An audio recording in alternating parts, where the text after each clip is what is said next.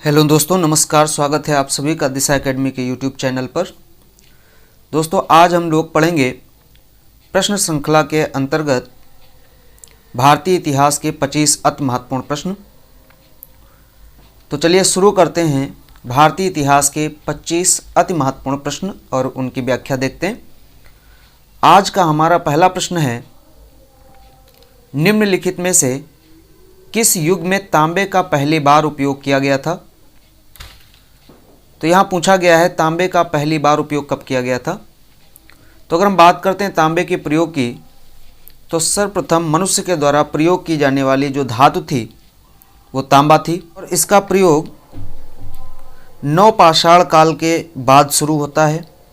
लगभग 2000 ईसा पूर्व 2000 ईसा पूर्व से लेकर के 1500 ईसा पूर्व के मध्य 1500 ईसा पूर्व के मध्य तांबे का प्रयोग मनुष्य के द्वारा किया गया। इसे कांस्य युग के काल के रूप में ही जाना जाता है, या हम ये कह सकते हैं नवपाषाण काल के बाद तथा कांस्य युग के पहले तांबे का प्रयोग देखने को मिलता है, जहाँ पर मनुष्य ने पत्थर के साथ साथ तांबे का भी प्रयोग किया था, और इस वजह से इस काल को हम ताम्रपाषाण युग की संज्ञा देते हैं। तो जब प्रश्न पूछा जाता है किस युग में तांबे का पहली बार प्रयोग हुआ था, तो उत्तर हो जाएगा ताम्रपाषाण युग। मनुष्य ने पत्थर के औजारों के साथ साथ तांबे के औजार का भी उपयोग किया। अगर हम तांबे के औजार की बात करते हैं तो मद्रास के निकट अतिरमपक्कम नामक स्थान से एक तांबे की कुल्हाड़ी भी प्राप्त हुई थी। तो सबसे पहले मनुष्य के द्वारा प्रयोग की जाने वाली धातु थी वो तांबा थी। तांबे और पत्थर का प्रयोग एक साथ देखने को मिलता है, और इस वजह से इसे हम ताम्रपाषाण युग की संज्ञा देते हैं। तो पहले प्रश्न का सही उत्तर हो जाएगा ताम्रपाषाण युग। चलिए अगले प्रश्न की ओर आगे बढ़ते हैं। अगला प्रश्न है हमारा, हड़प्पा के एक बंदरगाह का नाम लिखिए। हड़प्पा सभ्यता में एक प्रमुख बंदरगाह था। अगर हम बात करें हड़प्पा के बंदरगाह की, तो लोथल हड़प्पा कालीन बंदरगाह है। लोथल जो है वो हड़प्पा कालीन एकमात्र बंदरगाह है। यह भारत के गुजरात राज्य में भोगवा नदी के तट पर स्थित है। लोथल भोगवा नदी के तट पर भोगवा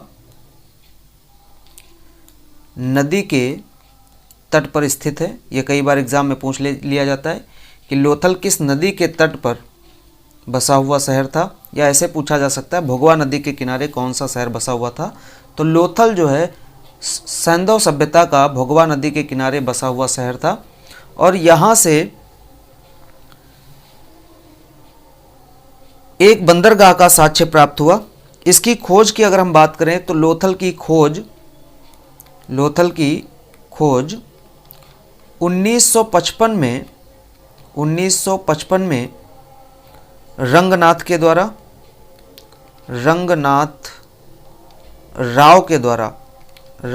राव के द्वारा की गई थी 1955 में। तो इसकी खोज हुई थी 1955 में रंगनाथ राव के द्वारा। लोथल के पूर्वी भाग में लगभग 223 मीटर लंबा और 35 मीटर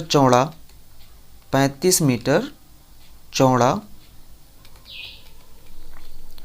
और लगभग इतना ही यानी 38 मीटर गहरा एक गोदीवाड़ा यानी बंदरगाह का साक्ष्य प्राप्त हुआ। तो इस लोथल में जो गोदीवाड़ा का साक्ष्य प्राप्त हुआ उसकी लंबाई 223 मीटर, ये गोदीवाड़ा था, इसकी लंबाई 223 मीटर, चौड़ाई 35 मीटर और 38 मीटर गहराई थी। ये लोथल के पूर्वी भाग से देखने को मिलता है। इसकी खोज 1955 में रंगनाथ राव के द्वारा की गई थी। ये हड़प्पा सभ्यता का एकमात्र गोदीवाड़ा है। लोथल भोगवा नदी के किनारे बसा हुआ प्रसिद्ध हड़प्पाई स्थल है। वर्तमान के गुजरात राज्य में ये स्थित है। तो इसका सही उत्तर हो जाएगा हड़प्पा के एक बंदरगाह का नाम क्या हो जाएगा? लोथल। चलिए अगला प्रश्न देखते हैं। अगला प्रश्न है हमारा, हड़प्पा संस्कृति की मुहर और टेराकोटा कला निम्नलिखित में से किस जानवर को दर्शाया नहीं गया है। यानी हड़प्पा संस्कृत की मुहर और टेराकोटा कला पर निम्नलिखित में से किस जानवर को दर्शाया नहीं गया है। तो जब हम बात करते हैं हड़प्पा संस्कृत की मुहर और टेराकोटी कला पर, तो टेराकोटा मुख्य रूप से पकी हुई मिट्टी की बनाई, या हम ये कह सकते हैं टेराकोटा मुख्यतः पकी हुई मिट्टी को कहा जाता है, और टेराकोटा पकी हुई मिट्टियों से बनाई गई मूर्तियां होती हैं। टेराकोटा कला मुख्य रूप से वर्तमान में राजस्थान की एक प्रसिद्ध हस्तकलाओं में से एक है। तो टेराकोटा जो कला है, हड़प्पा सभ्यताई संस्कृत में मोहरें और मूर्तियां पकी हुई मिट्टी की बनी देखने को मिलती हैं। उन मोहरों पर कुछ पशुओं का अंकन देखने को मिलता है। तो अगर हम पशुओं की बात करें तो एक मोहर देखने को मिलती है जिस पर पशुपतिनाथ की प्रतिमा का अंकन किया गया है, जिसके इर्द गिर्द कुछ जानवर बैठे हुए दिखाए गए हैं। तो कई तरीके से मोहरें देखने को मिलती हैं, जिनमें एक सींगी गैंडा, बाघ, हाथी इत्यादि जानवर देखने को मिलते हैं।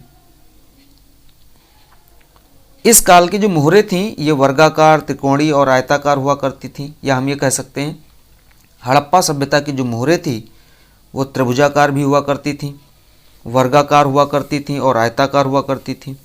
अगर हम हड़प्पा सभ्यता की लिपि की बात करें तो लिपि दाएं से बाएं तथा बाएं से दाएं लिखी जाती थी, और इसकी लिपि जो थी वो भाव चित्रात्मक थी या चित्राक्षर हुआ करती थी। इसको हम ब्रुष्टोफेदम लिपि के नाम से भी जानते हैं। लगभग 400 अक्षरों का प्रयोग देखने को मिलता है इसमें, लेकिन 64 अक्षरों का सर्वाधिक प्रयोग हुआ, जिसमें मछली अक्षर का यानी मछली चित्र सबसे ज़्यादा प्रयुक्त किया गया। तो हड़प्पा सभ्यता की जो लिपि है वो भाव चित्रात्मक लिपि है।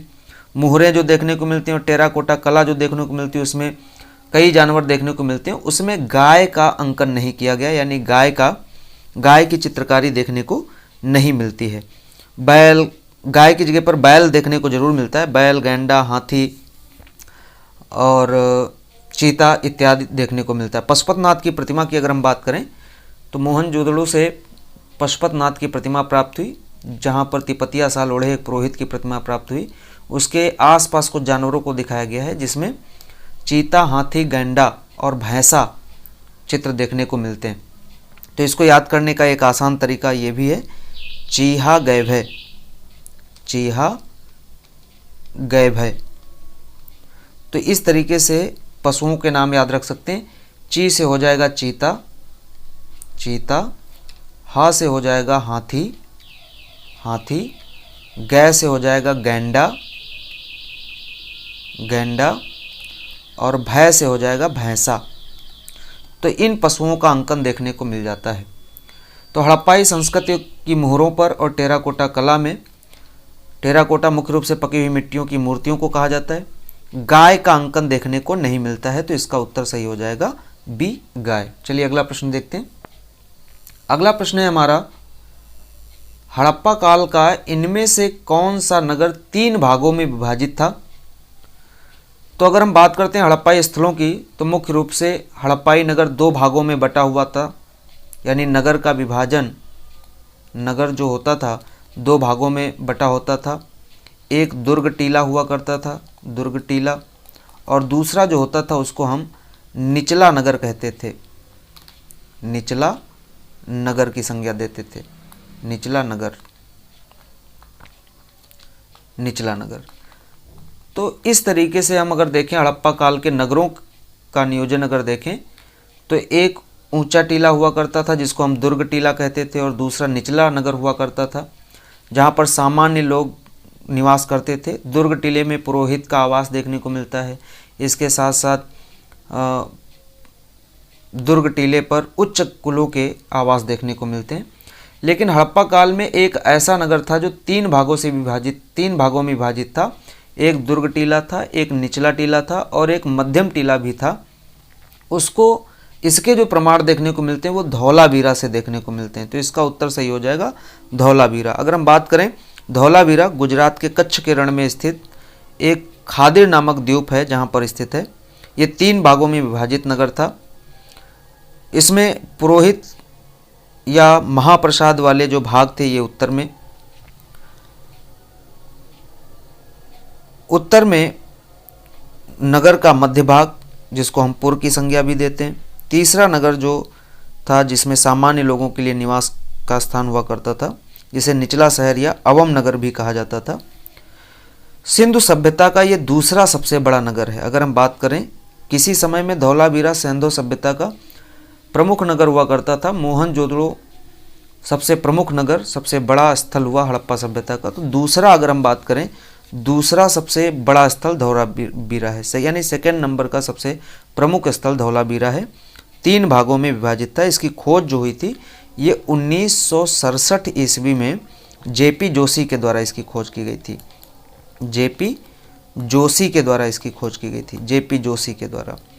ठीक है। धौलावीरा से एक विशाल जलाशय भी प्राप्त हुआ है और धौलावीरा से एक खेल का स्टेडियम भी देखने को मिलता है, खेल का मैदान देखने को मिलता है। और धौलावीरा के जो दुर्ग, टीले और निचला नगर या तीनों जो विभाजित भाग हैं वो प्राचीर से घिरे देखने को मिलते हैं और ये कई प्राचीरों से घिरे हुए देखने को मिलते हैं। इसमें एक मुख्य द्वार या तोरण हुआ करता था जिस पर एक श्राइन बोर्ड लगा था, जिस पर 10 अक्षरों में, बड़े अक्षरों में कुछ लिखा हुआ, उकेरा हुआ देखने को मिलता है, जो कि हड़प्पाई काल के सबसे बड़े अक्षर या लिपि मानी जाती है। तो धौलावीरा से श्राइन बोर्ड, एक विशाल जलाशय, इसके साथ साथ जलाशय मतलब एक विशाल कुआं, इसके साथ साथ एक खेल का मैदान देखने को मिलता है। और यहाँ का जो नगर है वो 3 भागों में विभाजित देखने को मिलता है। धौलावीरा, ये जो जलाशय का साक्ष्य प्राप्त हुआ, इसी के आधार पर धौलावीरा का शाब्दिक अर्थ जो माना जाता है वो सफ़ेद कुआं माना जाता है। तो हड़प्पा काल में कौन सा नगर 3 भागों में विभाजित था? धौलावीरा, जिसकी खोज 1967 में जेपी जोशी ने की थी।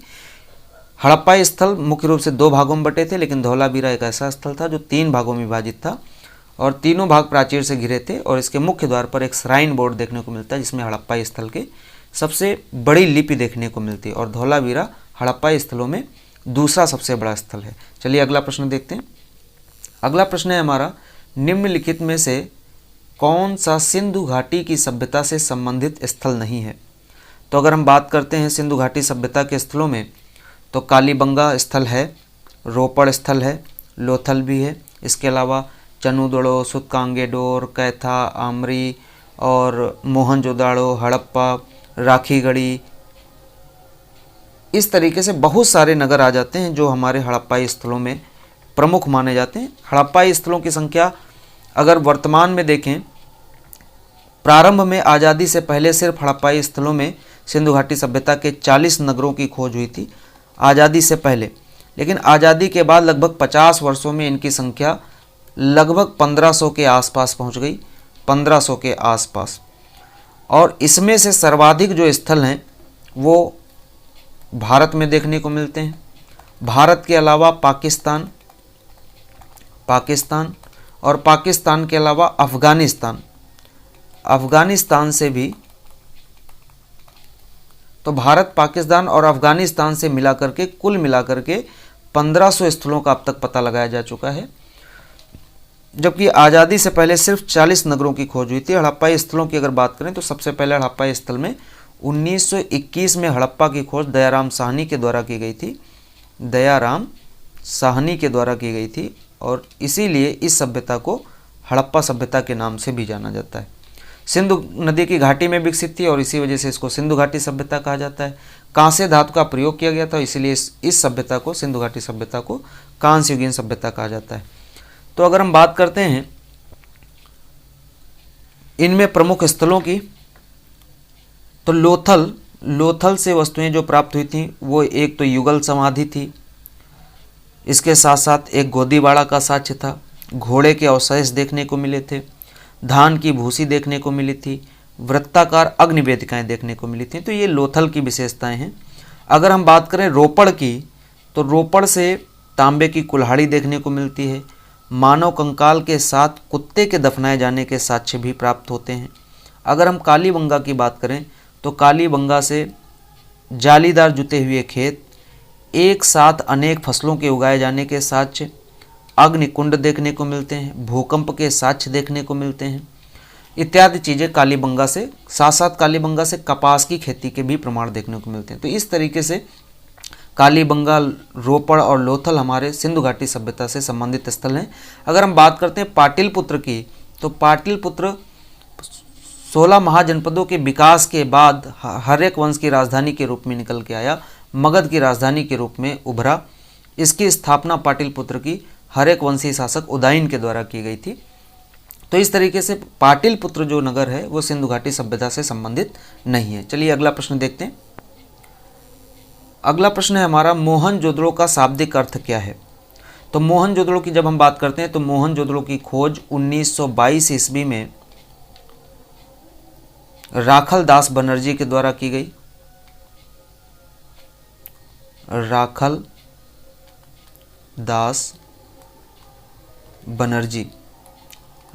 दास बनर्जी के द्वारा इसकी खोज की गई थी 1922 ईस्वी में। मोहनजोदड़ो सैंधव सभ्यता का सबसे बड़ा स्थल है। अगर हम विस्तृत इसका अध्ययन करें तो सिंधु घाटी सभ्यता चूंकि एक नगरीय सभ्यता थी और इसमें मोहनजोदड़ो इस सिंधु घाटी सभ्यता का एक प्रमुख नगर था। ये पाकिस्तान के सिंध प्रांत में, कहाँ पर, पाकिस्तान के सिंध प्रांत में एक ज़िला है जिसका नाम था, सिंध प्रांत से लरकाना ज़िला। ज़िला कौन सा है? लरकाना ज़िला। तो पाकिस्तान के सिंध प्रांत में लरकाना ज़िला से सिंधु नदी के दाहिने तट पर, सिंधु के दाहिने तट पर इसके बारे में जानकारी प्राप्त हुई। 1922 में राखल दास बनर्जी ने इसकी खोज की थी। और मोहनजोदड़ो का जो शाब्दिक अर्थ होता है वो होता है मृतकों का टीला, या इसको हम कहते हैं माउंड ऑफ द डेड। तो mound of the dead Mohenjodaro का शाब्दिक अर्थ होता है। सिंधु घाटी सभ्यता में अगर हम मोहनजोदड़ो की बात करें तो मोहनजोदड़ो से विशाल स्नानागार प्राप्त हुआ। इस स्नानागार का प्रयोग मुख्य रूप से सांस्कृतिक अवसरों पर सैंधव सभ्यता के लोग करते थे। अगर इसकी हम लंबाई की बात करें तो 11.89 मीटर लंबा, लगभग 7.01 मीटर चौड़ा तथा 2.44 मीटर गहरा एक विशाल स्नानागार देखने को मिलता है, जो कि इस सैंधव सभ्यता की सबसे महत्वपूर्ण इमारत के रूप में जाना जाता है, निर्माण के रूप में जाना जाता है। मुख्य रूप से सैंधव सभ्यता के लोग इस स्नानागार का प्रयोग करते थे सांस्कृतिक अवसरों पर। इनमें जल को रोकने के लिए पक्की ईंटों की गारे से चूने और जिप्सम गारे के साथ मिला करके रुपाई की गई थी। इतने वर्ष व्यतीत होने के बाद भी इसमें कोई दरार देखने को नहीं मिलती। इनके उत्तरी और दक्षिणी सिरे पर सीढ़ियाँ बनी थी इनमें उतरने के लिए, और इनके कोनों पर बड़े बड़े कमरे देखने को मिले, जिनके भीतर एक विशाल काय कुएँ देखने को मिलते हैं। इस जलाशय में कुएँ से ही जल भरा जाता था, और इनके पश्चिम और पूर्वी क्षेत्र पर परिधान परिवर्तन करने के लिए, वस्त्र परिवर्तन करने के लिए कमरे बने होते थे। तो मोहनजोदड़ो से एक विशाल स्नानागार देखने को मिलता है। मोहनजोदड़ो का शाब्दिक अर्थ माउंड ऑफ द डेड होता है, मृतकों का टीला होता है। इसके अलावा बात करें सिंधु घाटी सभ्यता की लिपि की, तो भाव चित्रात्मक लिपि अभी तक पढ़ी नहीं गई। लिपि दाएं से बाएं और बाएं से दाएं लिखी जाती थी, 400 अक्षरों का प्रयोग किया जाता था।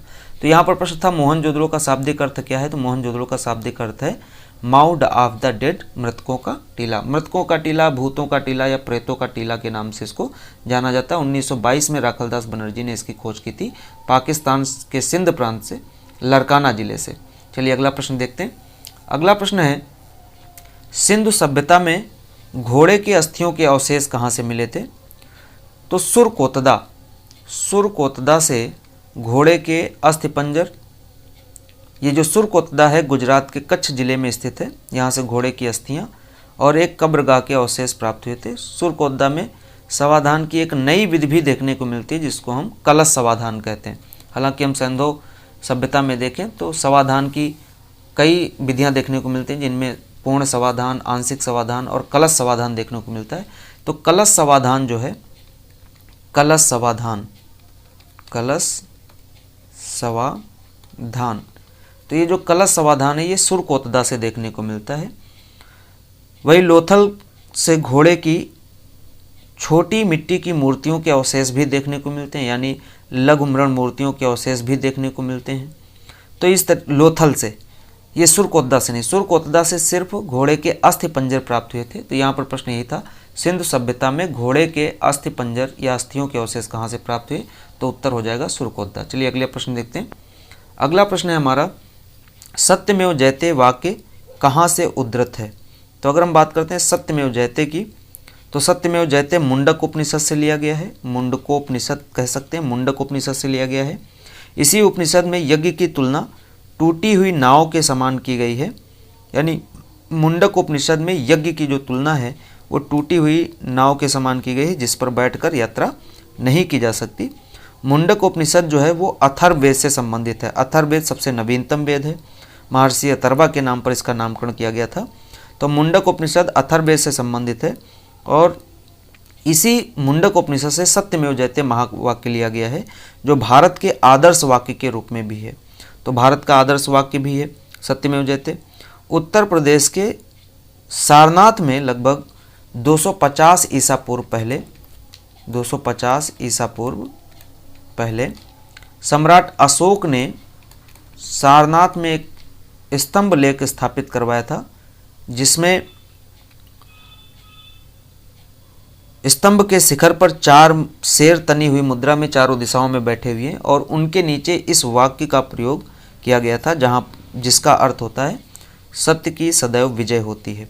तो इस तरीके से हम कह सकते हैं सत्यमेव जयते मुंडक उपनिषद से लिया गया है। मुंडक उपनिषद अथर्ववेद का हिस्सा है। अथर्ववेद जादू टोना भूत प्रेत वशीकरण से संबंधित है और इसी मुंडक उपनिषद में यज्ञ की तुलना टूटी हुई नाव से की गई है। अथर्ववेद सबसे नवीनतम वेद है। मुंडक उपनिषद से सत्यमेव जयते लिया गया है। इसके अलावा सारनाथ में अशोक के द्वारा स्थापित किया गया जो स्तंभ लेख था, जहाँ से हमने राष्ट्रीय प्रतीक चिन्ह भी लिया है अशोक की लाट को, उस स्तंभ लेख के शीर्ष पर 4 शेर तनी हुई मुद्रा में बैठे हुए दिखाई पड़ते हैं, जिसके नीचे धम्म चक्र बना हुआ है और उसी के नीचे सत्यमेव जयते भी देखने को मिलता है। इसका अर्थ होता है सत्य की सदैव विजय होती है। चलिए अगला प्रश्न देखते हैं। अगला प्रश्न है हमारा, वेदों के गद्य प्रकरण क्या कहलाते हैं। तो वेदों के गद्य प्रकरण को ब्राह्मण कहा जाता है। ब्राह्मण, वेदों के गद्य प्रकरण को क्या कहा जाता है, ब्राह्मण कहते हैं। ये वेदों के वे भाग हैं जो वेदों को समझने के लिए लिखे जाते हैं, गद्य के रूप में लिखे जाते हैं। अक्सर वेदों का जो रचना की गई, वेदों की रचना वो सप्त सैंधव प्रदेश में की गई और इनका संकलनकर्ता कृष्णद्वैपायन वेद व्यास को कहा जाता है। सबसे प्राचीन वेद ऋग्वेद है। ऋग्वेद मुख्य रूप से गद्य में है। इसके अलावा सामवेद पद्य में है और यजुर्वेद गद्य पद्य व दोनों में है, जबकि अथर्ववेद मंत्रोच्चारण के रूप में लिखा गया है। तो जब हम वेदों की बात करते हैं, वेदों के गद्य प्रकरण ब्राह्मण कहलाते हैं और ये वेदों के गद्य भाग हैं जिनके द्वारा वेदों को समझने में सहायता मिलती है। इसके अलावा अगर हम वेदों में बात करें तो वेदों में एक पार्ट और होता है जिसको हम कहते हैं अरण्यक। अरण्यक वह भाग होता है जो जंगल में लिखे जाते हैं या वनों में लिखे जाते हैं और इसी कारण से इन्हें वन पुस्तक भी कहा जाता है। अरण्यक को वन पुस्तक भी कहा जाता है। इन्हें जंगल में रहने वाले सन्यासियों और छात्रों के द्वारा लिखा गया और इनका एकांत में बैठकर पाठ किया जाता है। इसके अलावा अगर हम बात करें तो वेदों के अंतर्गत उपनिषद भी आते हैं। उपनिषद शब्द ब्रह्म विद्या और आत्म विद्या के प्रकाशन से संबंधित हैं। इसका शाब्दिक अर्थ होता है उप और निषद। ये 3 शब्दों से मिलकर बना उप, नी और सद। इसका अर्थ होता है श्रद्धा के साथ गुरु के समीप बैठना। अतः उपनिषद का अर्थ होता है शिष्य का श्रद्धा के साथ गुरु के निकट बैठ करके उपदेश प्राप्त करना और गुण उपदेश सुनने के लिए बैठ करके ज्ञान प्राप्त करना। तो ये हम कह सकते हैं कि उपनिषद, अरण्यक ये सब वेदों के पार्ट होते हैं। उपनिषद मुख्य रूप से वेदों के अंतिम भाग हैं और इसी वजह से उपनिषद को हम वेदांत भी कहते हैं। उपनिषद को हम क्या कहते हैं, उपनिषद को वेदांत भी कहा जाता है। वेदों के अंतिम भाग होने के कारण उपनिषद को वेदांत कहा जाता है। प्रश्न पूछा जा सकता है निम्नलिखित में से किसे वेदांत भी कहा जाता है, वेदांत की संज्ञा दी जाती, तो वेदांत कहा जाता है उपनिषदों को। अरण्यक मुख्य रूप से जंगल में लिखे जाने वाले गुरुओं और शिष्यों के द्वारा लिखे जाने वाले भाग होते हैं, इनका पाठ एकांत में कहा जाता है। जब हम ब्राह्मण की बात करते हैं तो वेदों को समझने के लिए गद्य प्रकरण में कुछ पार्टों का प्रकाशन किया गया, जिनको हम ब्राह्मण कहते हैं। चलिए, इसका उत्तर सही हो जाएगा बी, ब्राह्मण। वेदों के गद्य प्रकरण क्या कहलाते हैं? ब्राह्मण। अगला प्रश्न देखते हैं। अगला प्रश्न है, ऋग्वेद में निम्नलिखित में से किस देवता की सर्वाधिक महत्व का वर्णन किया गया है? तो ऋग्वेद में सर्वाधिक अगर हम देवताओं की बात करें, देखो ऋग्वेद सबसे प्राचीनतम वेद है। सबसे पहली विशेषता है कि ऋग्वेद सबसे प्राचीनतम वेद है। ऋग्वेद प्राचीनतम वेद है। जब हम वेदों की बात करते हैं तो सप्त सैंधव प्रदेश में इनकी रचना की गई। कृष्णद्वैपायन वेद व्यास को वेदों का संकलन कर्ता कहा जाता है, ध्यान रखिएगा। सबसे प्राचीनतम वेद ऋग्वेद है। इस ऋग्वेद में 10 मंडल हैं। कितने मंडल हैं? ऋग्वेद में 10 मंडल हैं, 1028 सूक्त हैं और 10,624 ऋचाएँ हैं। इनकी संख्या अलग अलग किताबों में अलग अलग देखने को भी मिलती है। एनसीईआरटी के हिसाब से 10,624 ऋचाएँ मानी जाती हैं। तो ऋग्वेद सबसे प्राचीनतम वेद है। इसमें 10 मंडल हैं, 1028 सूक्त हैं और 10,624 ऋचाएँ हैं। ऋग्वेद के पढ़ने वाले को होत्र कहा जाता है, यानी इसके पाठ करने वाले को क्या कहा जाता है? होत्र कहा जाता है। जबकि अगर इसके वर्णन में बात करें तो ऋग्वेद में सर्वाधिक वर्णन इंद्र का किया गया है, तो इसका सही उत्तर हो जाएगा ऑप्शन बी। ऋग्वेद में सर्वाधिक वर्णन इंद्र का है और इंद्र के लिए लगभग 250 ऋचाएँ तथा अग्नि के लिए अगर हम बात करें तो अग्नि के लिए लगभग 200 ऋचाओं का वर्णन किया गया है। इंद्र की अगर हम बात करें तो इंद्र ऋग्वेद के सबसे महानतम देवता के रूप में माने गए हैं। इंद्र देव को वृत्तासुर हंता, पुरभिद, पुरंदर, सोमापा, मधवान इत्यादि नामों से भी जाना गया है।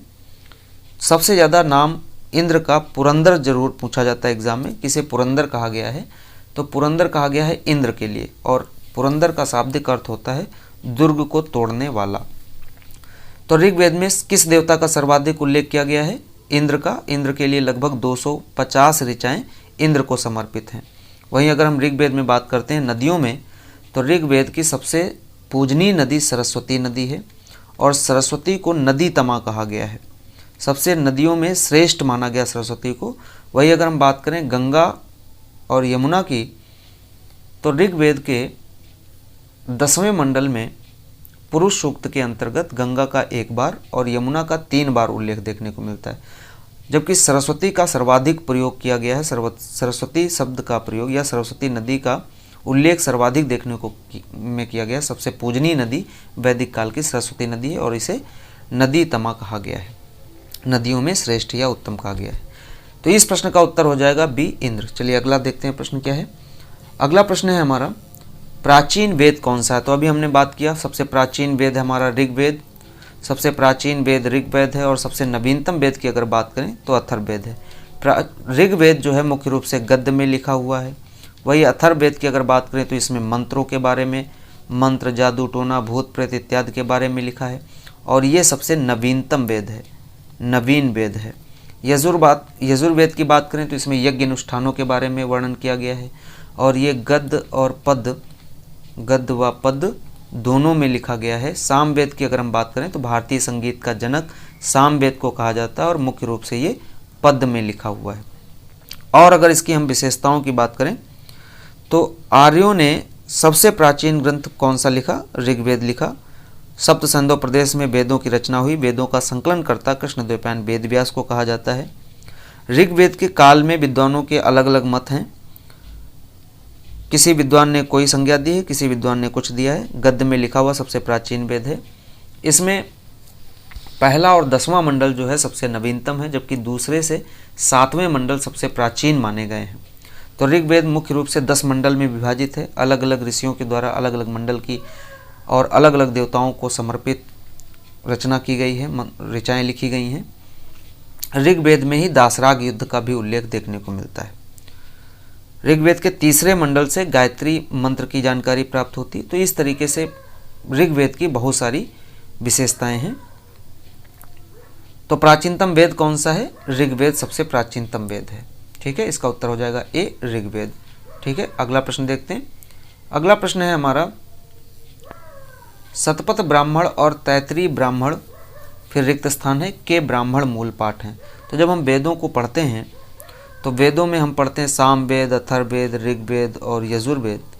सामवेद सबसे प्राचीन वेद है, अथर्ववेद सबसे नवीन है जिसमें जादू टोना भूत प्रेत वशीकरण के बारे में है। सामवेद में संगीत के बारे में लिखा गया है, मुख्य रूप से पद्य में लिखा हुआ है।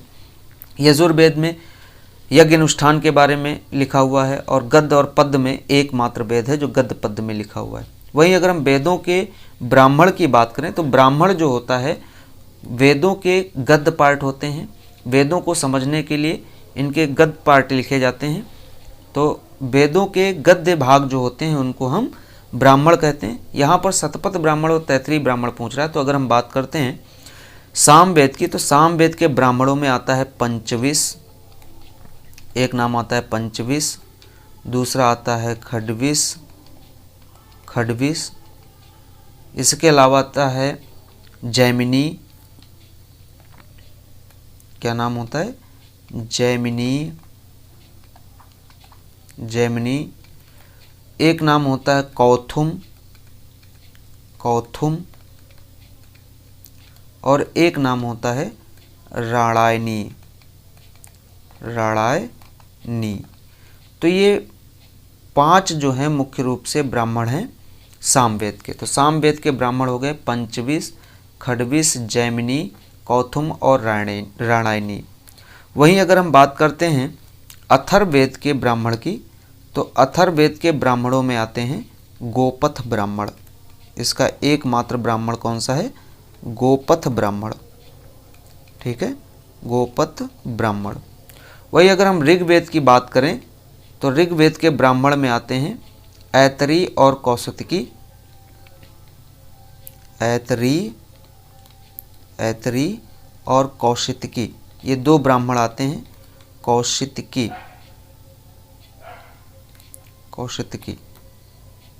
तो ये 2 ब्राह्मण हो जाते हैं। ऐतरी और कौशितकी किसके हो जाते हैं? ऋग्वेद के हो जाते हैं। वहीं अगर हम यजुर्वेद की बात करें तो यजुर्वेद की 2 शाखाएं हो जाती हैं। एक शाखा हो जाती है शुक्ल यजुर्वेद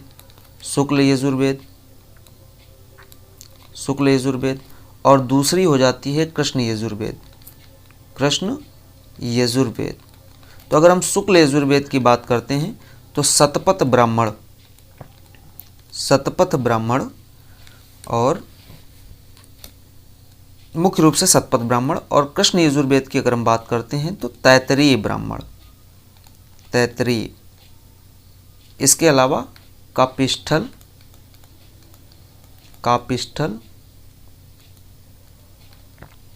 शतपथ, तैतरीय, कापिष्ठल, ये जो ब्राह्मण हैं ये यजुर्वेद के हो जाते हैं। तो यजुर्वेद के शतपथ और तैतरीय ब्राह्मण हैं, ऋग्वेद के ऐतरी और कौशितकी हैं, अथर्ववेद का गोपथ ब्राह्मण है, सामवेद के 5 ब्राह्मण हैं, पंचविश, खड्विश, जैमिनी, कौथुम और राणायनी। तो यहाँ पर प्रश्न में पूछा गया शतपथ ब्राह्मण और तैतरीय ब्राह्मण किसके ब्राह्मण मूल पाठ हैं? तो शतपथ ब्राह्मण और तैतरीय ब्राह्मण हो जाएंगे यजुर्वेद के। तो ऑप्शन सही हो जाएगा डी। तो इसका उत्तर क्या हो जाएगा? डी, यजुर्वेद। चलिए अगला प्रश्न देखते हैं। अगला प्रश्न है हमारा, ऋग्वेद में निहित गायत्री मंत्र किस देवता को समर्पित है? अभी हमने बात किया ऋग्वेद में 10 मंडल हैं जिसमें से दूसरे से लेकर 7वें तक के मंडल सबसे प्राचीन माने गए हैं। प्रथम और 10वां मंडल सबसे नवीनतम वेद माना गया है। ऋग्वेद में निहित जो गायत्री मंत्र है वो 3रे मंडल में लिखा गया है। 3रे मंडल में गायत्री मंत्र लिखा हुआ है जो सूर्य की सविता को समर्पित है या सूर्य की लालिमा को समर्पित है। इस मंडल की रचना विश्वामित्र के द्वारा की गई है। तो 3रे मंडल की रचना किसके द्वारा की गई है? विश्वामित्र के द्वारा की गई है। विश्वामित्र के द्वारा ऋग्वेद के 3रे मंडल में, 3रा मंडल, पूरा का पूरा 3रा मंडल जो है सूर्य को समर्पित है, सूर्य की लालिमा, सूर्य की सविता को समर्पित है। रचना विश्वामित्र के द्वारा की गई और सूर्य की सविता या सावित्री भी कह सकते हैं। तो इसका उत्तर सही हो जाएगा, किस देवता को समर्पित है? सावित्री। ऋग्वेद का तीसरा मंडल जिसमें गायत्री मंत्र लिखा हुआ है और ये सूर्य की सविता या सावित्री को समर्पित है। 2 से 7 मंडल सबसे पुराने हैं और पहला और 10वां मंडल सबसे नवीनतम माना गया है। ठीक है, चलिए इसका उत्तर हो जाएगा सावित्री। अगला प्रश्न देखते हैं। अगला प्रश्न है हमारा, सर्वाधिक प्राचीन पुराण कौन सा है? सर्वाधिक प्राचीन पुराण कौन सा है? तो अगर हम बात करते हैं पुराणों की, तो पुराण भारतीय ऐतिहासिक कथाओं को जानने का सबसे अच्छा क्रमबद्ध विवरण जो है वो है, या हम ये कह सकते हैं भारतीय ऐतिहासिक कथाओं को सबसे अच्छे क्रमबद्ध विवरण अगर देखने को मिलता है तो पुराणों में मिलता है। पुराणों की संख्या, अगर हम पुराणों की संख्या की बात करें तो 18 है। पुराणों का शाब्दिक अर्थ जो होता है वो प्राचीन आख्यान होता है और पुराणों की जो संकलनकर्ता माना जाता है वो मुख्य रूप से कृष्णद्वैपायन वेदव्यास को ही माना जाता है। पुराणों की संख्या तो 18 है, परंतु इनमें से कुछ ही पुराणों को वैधानिक मान्यता दी गई है, जिनमें से 5 पुराण बहुत इंपॉर्टेंट हैं। उन 5 पुराणों में आ जाता है सबसे प्राचीनतम पुराण मत्स्य पुराण। तो इसका उत्तर हो जाएगा मत्स्य पुराण सबसे प्राचीनतम पुराण। तो सबसे पहला पुराण है मत्स्य पुराण, दूसरा पुराण है वायु पुराण, वायु। इसके अलावा विष्णु पुराण, विष्णु पुराण, विष्णु के साथ साथ भागवत पुराण, भागवत, और एक पुराण है जिसको हम ब्रह्म पुराण कहते हैं, ब्रह्म पुराण। तो ये 5 पुराण जो हैं मुख्य रूप से सबसे प्रमुख पुराण माने जाते हैं, सबसे प्रमुख हैं। इनमें से सबसे प्राचीन कौन सा है? मत्स्य पुराण, जो काफ़ी बार एग्जाम में पूछा गया है। पुराणों की रचना की अगर हम बात करें तो मुख्य रूप से पुराण तीसरी या चौथी शताब्दी में लिखे गए, तीसरी या चौथी शताब्दी में लिखे गए। तो ये भी ध्यान रखना है। सर्वाधिक प्राचीन पुराण मत्स्य पुराण है। मत्स्य पुराण, वायु पुराण, विष्णु पुराण और भागवत और साथ साथ ब्रह्म पुराण, ये 5 पुराण जो हैं वो प्रमुख हैं। इसके अलावा पुराणों की संख्या कुल मिलाकर 18 है। पुराणों की रचना तीसरी और चौथी शताब्दी में की गई है। चलिए अगला प्रश्न देखते हैं। अगला प्रश्न है हमारा, निम्नलिखित में से कौन सा उपवेद नहीं है? तो यहाँ पर हम देखें, उपवेद वेदों के भाग को उपवेद भी कहा जाता है, या उपवेद वेद से ही संबंधित माने जाते हैं, ऐसा भी कह सकते हैं आप। उपवेदों की संख्या, चूँकि वेदों की संख्या 4 है तो उपवेदों की भी संख्या 4 है। अगर हम बात करते हैं उपवेदों की, तो उपवेद में आता है आयुर्वेद, गंधर्व वेद, धनुर्वेद और शिल्प वेद। जैसे ऋग्वेद, सामवेद, यजुर्वेद और अथर्ववेद 4 वेद हैं, वैसे ही 4 उपवेद भी हैं, आयुर्वेद, गंधर्ववेद, धनुर्वेद और शिल्प वेद। जब हम बात करते हैं आयुर्वेद की, तो आयुर्वेद मुख्य रूप से ऋग्वेद का उपवेद है। ये प्रश्न पूछा जा सकता है, जैसे पूछा जाता है वेदों के ब्राह्मण, वैसे ही उपवेद भी पूछे जाते हैं। तो आयुर्वेद जो है वो ऋग्वेद का उपवेद है। वहीं अगर हम बात करें शिल्प वेद अथर्ववेद का उपवेद है। वहीं अगर हम धनुर्वेद की बात करें तो ये यजुर्वेद का उपवेद है। एक उपवेद आता है जिसको हम गंधर्व वेद कहते हैं, गंधर्व वेद मुख्य रूप से उपवेद किसका है? सामवेद का। तो सामवेद का जो उपवेद है वो गंधर्व वेद है। यहाँ पर ये धनुर्वेद, शिल्प वेद, आयुर्वेद तो उपवेद हैं, परंतु योग वेद जो है वो उपवेद नहीं है। तो इस प्रश्न का उत्तर हो जाएगा योग वेद, ये उपवेद नहीं है। ठीक है, तो यजुर्वेद का उपवेद धनुर्वेद है, अथर्ववेद का शिल्प वेद है, ऋग्वेद का आयुर्वेद है और सामवेद का गंधर्व वेद उपवेद कहलाता है। ठीक है, योग वेद कोई वेद नहीं है। हालांकि योग एक प्रकार का दर्शन था, योग दर्शन का प्रणेता महर्षि पतंजलि को माना जाता है, जो पुष्यमित्र शुंग के समकालीन थे। चलिए अगला प्रश्न देखते हैं। अगला प्रश्न है, जैन धर्म का सबसे महत्वपूर्ण मौलिक सिद्धांत क्या है? जैन धर्म का सबसे महत्वपूर्ण मौलिक सिद्धांत क्या है? तो अगर हम बात करते हैं जैन धर्म में सबसे महत्वपूर्ण जो मौलिक सिद्धांत है वो इसका है अहिंसा का सिद्धांत। जैन धर्म के नियम अत्यधिक कठोर होने के कारण जैन धर्म सिर्फ भारत में विकसित हुआ। वहीं बौद्ध धर्म के नियम थोड़ा सा सरल थे, इस वजह से बौद्ध धर्म पूरी एशिया में फैला और इसीलिए महात्मा बुद्ध को लाइट ऑफ एशिया के नाम से भी जाना जाता है। अगर हम बात करें जैन धर्म के मौलिक सिद्धांतों की, तो जैन धर्म के मौलिक सिद्धांतों में 5 सिद्धांत आते हैं, जिनमें से 4 सिद्धांत पार्श्वनाथ के द्वारा दिए गए थे, जिनको हम 4 व्रत कहते हैं। इनमें था अहिंसा, अहिंसा पहला अहिंसा, दूसरा था सत्य, तीसरा था अस्तेय, अस्तेय, चौथा था अपरिग्रह, अपरिग्रह। तो पार्श्वनाथ के द्वारा ये 4 व्रत दिए गए, या जिनको हम 4 मौलिक सिद्धांत कहते हैं। इसके बाद में इसमें 5वां एक सिद्धांत ब्रह्मचर्य को जोड़ दिया था, ब्रह्मचर्य, ब्रह्मचर्य को शामिल कर दिया था जैन धर्म के 24वें तीर्थंकर महावीर स्वामी ने। और इस तरीके से ये 5 मौलिक सिद्धांत बन गए थे जैन धर्म के। इनमें से सबसे पहला और सबसे महत्वपूर्ण जो मौलिक सिद्धांत था वो था अहिंसा। अहिंसा का अर्थ होता था जीव को चोट ना पहुंचाना। वहीं सत्य की बात आती है तो झूठ ना बोलना, अस्तेय की बात आती है तो चोरी ना करना, अपरिग्रह का मतलब है संपत्ति का संचय ना करना या ज़रूरत से ज़्यादा धन इकट्ठा ना करना, ब्रह्मचर्य का मतलब है किसी स्त्री से संसर्ग की मनाही, यानी किसी भी स्त्री के साथ संसर्ग ना करना। तो इस तरीके से जैन धर्म के ये 5 व्रत हो जाते हैं, जिनको पंच महाव्रत की भी संज्ञा दी जाती है। इनमें सबसे पहला अहिंसा सबसे मौलिक सिद्धांत है और इसी को महात्मा गांधी ने भी स्वीकार किया था, अहिंसा परमो धर्म। ठीक है, चलिए अगला प्रश्न देखते हैं। इसका उत्तर हो जाएगा बी, अहिंसा। अगला प्रश्न है, गौतम बुद्ध को ज्ञान किस नदी के तट पर प्राप्त हुआ था? तो गौतम बुद्ध के बारे में अगर बात की जाती है तो गौतम बुद्ध को बौद्ध धर्म का संस्थापक माना जाता है। इनका जन्म जो हुआ था 563 ईसा पूर्व को हुआ था। इन्होंने 29 वर्ष की अवस्था में महात्मा बुद्ध ने या गौतम बुद्ध ने जन्म हुआ था 563 ईसा पूर्व को, 563 ईसा पूर्व को कपिल वस्तु नामक स्थान पर इनका जन्म हुआ था। 29 वर्ष की अवस्था में इन्होंने गृह त्याग कर दिया था। इनके गृह त्याग की घटना को बौद्ध साहित्य में महाभिनिष्क्रमण कहा जाता है। इसके बाद बोध गया चले गए। बोध गया में एक पीपल वृक्ष के नीचे या बोधि वृक्ष के नीचे इनको निरंजना नदी के तट पर ज्ञान की प्राप्ति हुई थी। 29 वर्ष की अवस्था में इन्होंने गृह त्याग किया। 29 वर्ष की अवस्था में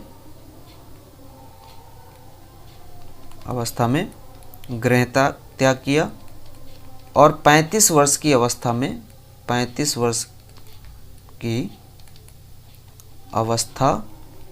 में ज्ञान की प्राप्ति हुई। ज्ञान की प्राप्ति के बाद गौतम बुद्ध कहलाए। ठीक है, गौतम क्या कहलाए? बुद्ध कहलाए। ठीक है, बैसाख की पूर्णिमा के दिन इनका जन्म हुआ था। बैसाख की पूर्णिमा के दिन इनको 35 वर्ष की अवस्था में निरंजना नदी के किनारे पीपल वृक्ष के नीचे, पीपल भी कह सकते हैं और इसको हम बोधि वृक्ष भी कह सकते हैं, बोधि वृक्ष के नीचे इनको ज्ञान की प्राप्ति हुई थी। ठीक है, तो इसका सही उत्तर हो जाएगा निरंजना नदी के तट पर इनको ज्ञान की प्राप्ति बैसाख की पूर्णिमा को हुई थी। जन्म, मृत्यु और ज्ञान की प्राप्ति तीनों बैसाख की पूर्णिमा को हुई थी और इसीलिए बैसाख की पूर्णिमा को बुद्ध पूर्णिमा के नाम से जानते हैं। ज्ञान प्राप्ति की घटना को, गृह त्याग की घटना को महाभिनिष्क्रमण और ज्ञान प्राप्ति की घटना को संबोधि के नाम से जाना जाता है। ठीक है, जबकि आगे चल करके इन्होंने सबसे पहला उपदेश दिया सारनाथ में, जिसको धम्म चक्र प्रवर्तन की संज्ञा दी जाती है। चलिए अगला प्रश्न देखते हैं। अगला प्रश्न है, गौतम बुद्ध ने सारनाथ में अपना पहला उपदेश में दिया। वही प्रश्न आ गया। बात की जाती है गौतम बुद्ध की, तो गौतम बुद्ध ने अपना पहला उपदेश जो दिया था वो सारनाथ में दिया। गौतम बुद्ध ने अपना पहला उपदेश कहाँ दिया? सारनाथ में दिया। और ये जो उपदेश था वो धम्म चक्र प्रवर्तन की मुद्रा में दिया और इसीलिए इस उपदेश को धम्म चक्र प्रवर्तन की संज्ञा भी दी जाती है। बौद्ध धर्म के प्रवर्तक के रूप में गौतम बुद्ध का नाम आता है। 563 ईसा पूर्व में कपिल वस्तु के समीप लुम्बिनी नामक स्थान पर हुआ था। इनके पिता का नाम शुद्धोधन था, जो कि शाक्यगढ़ के प्रधान हुआ करते थे। इनकी माता महामाया देवी थी, कोली गणराज्य की कन्या थी। इनके जन्म के 7वें दिन इनके माता का देहांत हो गया था। इसकी वजह से इनका पालन पोषण इनकी मौसी या विमाता गौतमी प्रजापति के द्वारा किया गया था। इनके बचपन का नाम सिद्धार्थ था। 29 वर्ष की अवस्था में नगर भ्रमण करते समय इन्होंने 4 दृश्य देखे, जिनसे संसारिक दुखों से व्यथित होकर के 29 वर्ष की अवस्था में इन्होंने गृह परित्याग किया, जिसे बौद्ध धर्म में महाभिनिष्क्रमण के नाम से जाना जाता है। इसके बाद 35 वर्ष की अवस्था में निरंजना नदी के तट पर इनको ज्ञान की प्राप्ति हुई बैसाख की पूर्णिमा को, और फिर प्रथम उपदेश इन्होंने दिया सारनाथ में धम्मचक्र प्रवर्तन की मुद्रा में। ठीक है, तो इसका उत्तर हो जाएगा बी, धम्मचक्र प्रवर्तन मुद्रा। अगला क्वेश्चन देखें। तो अगला प्रश्न है, निम्नलिखित में से किस स्थान पर प्रथम बौद्ध संगीत का आयोजन किया गया? तो हम बात करते हैं प्रथम बौद्ध संगीत की। तो महात्मा बुद्ध की मृत्यु के बाद, महात्मा बुद्ध की मृत्यु 80 वर्ष की अवस्था में हुई 483 ईसा पूर्व को, और 483 ईसा पूर्व को इनके मृत्यु के वर्ष ही राजगृह में प्रथम बौद्ध संगीत का आयोजन किया गया, राजगीर कह सकते हैं। तो प्रथम बौद्ध संगीत का आयोजन किया गया था राजगीर में। इसकी अध्यक्षता जो की थी वो मोगालिपुत्र तिस्स के द्वारा, इसकी अध्यक्षता जो की गई थी वो महाकश्यप के द्वारा की गई थी, और इस समय शासक जो था वो हर्यक वंश का अजातशत्रु था। तो प्रथम बौद्ध संगीत का जो आयोजन हुआ राजगीर में अजातशत्रु के शासनकाल में हुई थी, और इसकी अध्यक्षता महाकश्यप के द्वारा की गई थी। वहीं हम जब द्वितीय बौद्ध संगीत की बात करते हैं तो 100 वर्ष के पश्चात 383 ईसा पूर्व में वैशाली में इसके आयोजन किया गया। इसकी अध्यक्षता साबाकामी के द्वारा की गई थी, और इस समय शिशुनाग वंश के कालाशोक का शासनकाल था। वहीं जब हम बौद्ध संगीतियों में तृतीय बौद्ध संगीत का आयोजन की बात करते हैं तो 250 या 251 ईसा पूर्व में पाटिलपुत्र में आयोजन के बारे में जानकारी प्राप्त होती है। इसकी अध्यक्षता मोगालिपुत्र तिस्स के द्वारा की गई थी, और इस समय मौर्य वंश के अशोक का शासनकाल था। वहीं अगर हम चतुर्थ बौद्ध संगीत की बात करें तो प्रथम शताब्दी ईसा पूर्व में 98 ईस्वी को कुंडलवन कश्मीर में कुषाण वंश के कनिष्क के शासनकाल में हुई थी, और इसकी अध्यक्षता वसुमित्र के द्वारा की गई थी, और इसके 2 उपाध्यक्ष भी थे, अश्वघोष, या हम ये कह सकते हैं अश्वघोष इसके उपाध्यक्ष थे। तो इस तरीके से प्रथम बौद्ध संगीत का आयोजन कहाँ किया गया था? राजगीर में किया गया था, और ये आयोजन हुआ था 483 ईसा पूर्व को। ये ध्यान रखना, 483 ईसा पूर्व को महात्मा बुद्ध की मृत्यु के उपरांत प्रथम बौद्ध संगीत का आयोजन हुआ राजगीर में, और इस समय शासक कौन था राजगीर का? अजातशत्रु था। ठीक है, चलिए अगला प्रश्न देखते हैं। अगला प्रश्न है, 6ठी शताब्दी ईसा पूर्व में जैन और बौद्ध ग्रंथों में कितने महाजनपदों का उल्लेख देखने को मिलता है? तो अगर हम बात करें 6ठी शताब्दी ईसा पूर्व में, 6ठी शताब्दी ईसा पूर्व में भारत में 16 महाजनपदों की जानकारी प्राप्त होती है। तो इसका उत्तर सही हो जाएगा 16 महाजनपद। कितने महाजनपदों की जानकारी प्राप्त होती? 16 महाजनपदों के बारे में जानकारी प्राप्त होती। तो उत्तर हो जाएगा इसका बी, 16 महाजनपद। अगर हम बात करें इसके साक्ष्यों की तो महाजनपदों का उल्लेख बौद्ध ग्रंथ में, अगर हम बात करें बौद्ध ग्रंथ के, तो बौद्ध ग्रंथ से अगुत्तर निकाय से जानकारी प्राप्त होती 16 महाजनपदों की। वहीं अगर हम जैन साहित्य की बात करें तो जैन साहित्य में भगवती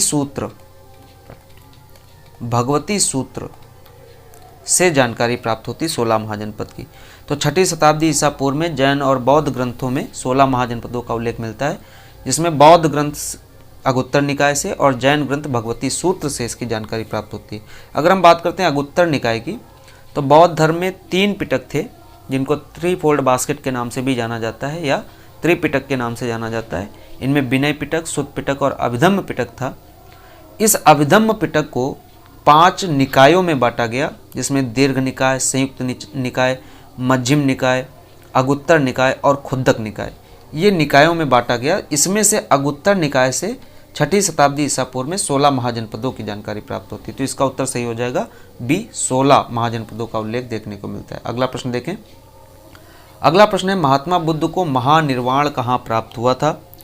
तो महात्मा बुद्ध को महापरिनिर्वाण प्राप्त हुआ था 483 ईसा पूर्व को, 483 ईसा पूर्व को 80 वर्ष की अवस्था में, 80 वर्ष की अवस्था में अपने एक शिष्य चुक नामक सुनार के यहाँ मुंडन संस्कार में गए थे। वहीं पर उसके द्वारा सूकर माधव भोजन ग्रहण करने के बाद इनकी मृत्यु हुई थी। कई पुस्तकों में अलग अलग देखने को मिलता है। 483 ईसा पूर्व में कुशीनारा, जिसको हम कुशीनगर कहते हैं, में एक चुंद नामक लोहार भी देखने को मिलता है। चुंद नामक सुनार या लोहार ऐसा लिखा मिलता है कि यहाँ सूकर माधव भोजन ग्रहण करने के बाद अतिसार की अवस्था में इनकी मृत्यु हो गई थी और इनके मृत्यु को महापरिनिर्वाण के नाम से जाना जाता है। बौद्ध साहित्य में महापरिनिर्वाण के नाम से जाना जाता है। तो महात्मा बुद्ध का महापरिनिर्वाण 483 ईसा पूर्व को कुशीनगर में 80 वर्ष की अवस्था में हुआ था। ठीक है, अगला प्रश्न देखते हैं। तो अगला प्रश्न है हमारा, पाली में बौद्ध ग्रंथों को आमतौर पर त्रिपिटक यानी थ्री फोल्ड बास्केट कहा जाता है। इनमें से कौन सा त्रिपिटकों में नहीं था? अभी हमने जिक्र किया। महात्मा बुद्ध के द्वारा कोई पुस्तक नहीं लिखी गई। इनके उपदेश मौखिक ही होते थे, लेकिन महात्मा बुद्ध की महापरिनिर्वाण के बाद यानी मृत्यु के बाद उनके शिष्यों ने बुद्ध के उपदेशों को संग्रह किया और इनको 3 भागों में विभाजित कर दिया, जिनको त्रिपिटक कहा जाता है। इनकी रचना मुख्य रूप से पाली भाषा में की गई थी। त्रिपिटक में सुत्त पिटक, जिसमें धर्म संबंधी बातों की चर्चा की गई। अभिधम्म पिटक था, जिसमें दार्शनिक विचारों का संकलन किया गया। और विनय पिटक था, जिनमें नीति संबंधी बातों का उल्लेख देखने को मिलता है। तो अभिधम्म पिटक, सुत्त पिटक और विनय पिटक ये 3 फोल्ड बास्केट के अंतर्गत आते हैं, यानी त्रिपिटक के अंतर्गत आते हैं। परंतु उपासाका पिटक कोई भी पिटक नहीं है, इसलिए इस प्रश्न का उत्तर हो जाएगा उपासाका पिटक। उपासाका पिटक 3 फोल्ड बास्केट या त्रिपिटक में से नहीं है। ठीक है, वहीं अगर हम बात करते हैं अभिधम्म पिटक की, तो इसको 5 निकायों में बांटा गया था। 5 निकायों में, जिसमें से एक निकाय था अगुत्तर निकाय।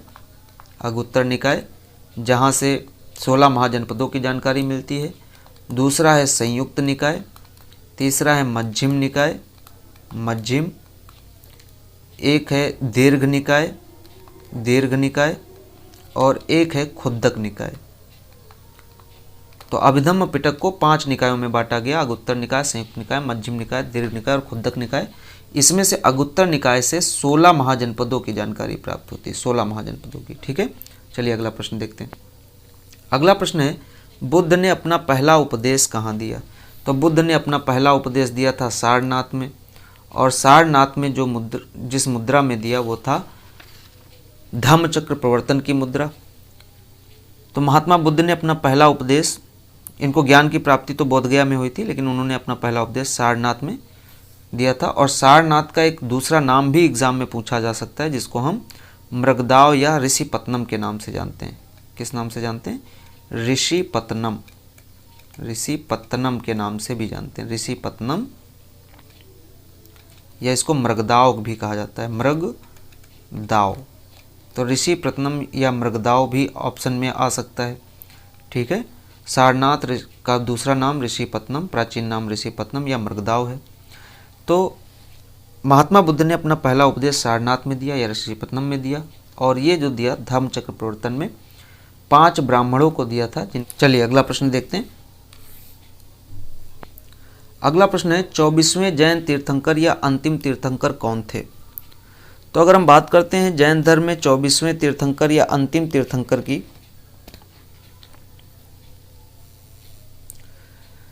तो कुल मिलाकर के जैन धर्म में 24 तीर्थंकर हुए, और इसी वजह से 24वें तीर्थंकर को अंतिम तीर्थंकर कहा जाता है। जैन धर्म में ऋषभ देव जो थे वो प्रथम तीर्थंकर थे, प्रथम तीर्थंकर, और इसी वजह से ये जैन धर्म के संस्थापक भी माने जाते हैं। अगर हम पार्श्वनाथ की बात करें तो पार्श्वनाथ 23वें तीर्थंकर थे। वहीं पर 24वें और अंतिम जो तीर्थंकर थे, 24वें और अंतिम जो तीर्थंकर थे, 24वें व अंतिम वो तीर्थंकर थे महावीर स्वामी। ठीक है, तो 24वें और अंतिम जो तीर्थंकर थे वो महावीर स्वामी थे। महावीर स्वामी का जन्म 540 ईसा पूर्व को 540 ईसा पूर्व को कुंडग्राम वैशाली में इनका जन्म हुआ था। कुंडग्राम वैशाली में। इनके पिता का नाम सिद्धार्थ था इनकी माता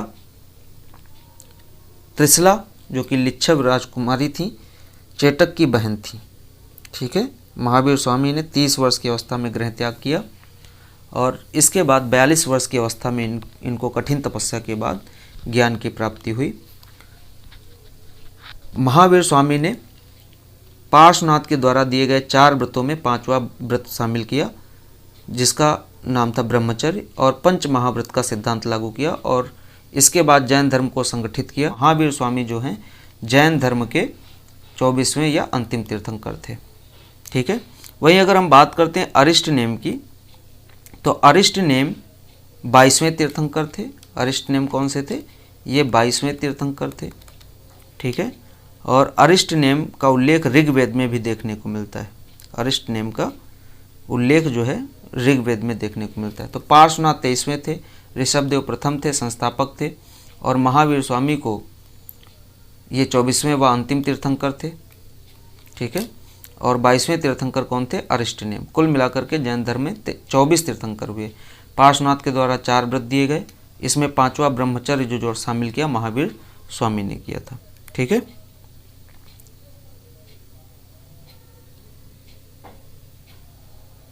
चलिए अगला प्रश्न देखते हैं। अगला प्रश्न है, पहले जैन तीर्थंकर कौन थे? तो अभी हमने चर्चा किया, जैन धर्म में कुल मिलाकर के 24 तीर्थंकर हुए। 24 तीर्थंकर, कितने तीर्थंकर हुए? 24 तीर्थंकर हुए। 24 तीर्थंकर में पहले जो तीर्थंकर हुए ऋषभदेव हुए। ऋषभदेव का एक नाम और देखने को मिलता है जिसको हम आदिनाथ कहते हैं। आदिनाथ या ऋषभदेव जैन धर्म के पहले तीर्थंकर थे। वहीं जब हम बात करते हैं महावीर स्वामी की, तो महावीर स्वामी 24वें और अंतिम तीर्थंकर थे। जब हम बात करते हैं पार्श्वनाथ की पार्श्वनाथ की जब हम बात करते हैं तो पार्श्वनाथ 23वें तीर्थंकर थे। और जब अजितनाथ की बात की जाती है तो अजितनाथ दूसरे तीर्थंकर थे, दूसरे नंबर के तीर्थंकर थे। वहीं पर अगर हम बात करते हैं अजितनाथ की, तो अजितनाथ के बारे में उल्लेख यजुर्वेद में देखने को मिलता है। यजुर्वेद में, तो ये ध्यान रखना है। ऋग्वेद में अरिष्ट नेम का उल्लेख देखने को मिलता है, यजुर्वेद में अजितनाथ का देखने को मिलता है। ऋषभदेव या आदिनाथ जैन धर्म के प्रथम तीर्थंकर थे, वहीं अजितनाथ दूसरे तीर्थंकर थे। महावीर स्वामी 24वें और अंतिम तीर्थंकर थे, जबकि पार्श्वनाथ 23वें तीर्थंकर थे। पार्श्वनाथ के द्वारा ही 4 अणुव्रत दिए गए थे, जिसमें महावीर स्वामी ने 5वां अणुव्रत सिद्धांत ब्रह्मचर्य को शामिल किया था। तो ये था आज का प्रश्न हमारा। उम्मीद करते हैं आप सभी को समझ में आया होगा। कमेंट के माध्यम से अपने सुझाव भेजना ना भूलें। जिन लोगों ने अभी हमारे चैनल को सब्सक्राइब नहीं किया है वो चैनल को सब्सक्राइब कर लें, बेल आइकन दबा लें, जिससे वीडियो के नोटिफिकेशन उन तक पहुंचते रहें। अगली वीडियो के माध्यम से हम पुनः आपके सामने उपस्थित होंगे 25 अति महत्वपूर्ण जीके जीएस के प्रश्नों के साथ। तब तक के लिए जय हिंद, नमस्कार।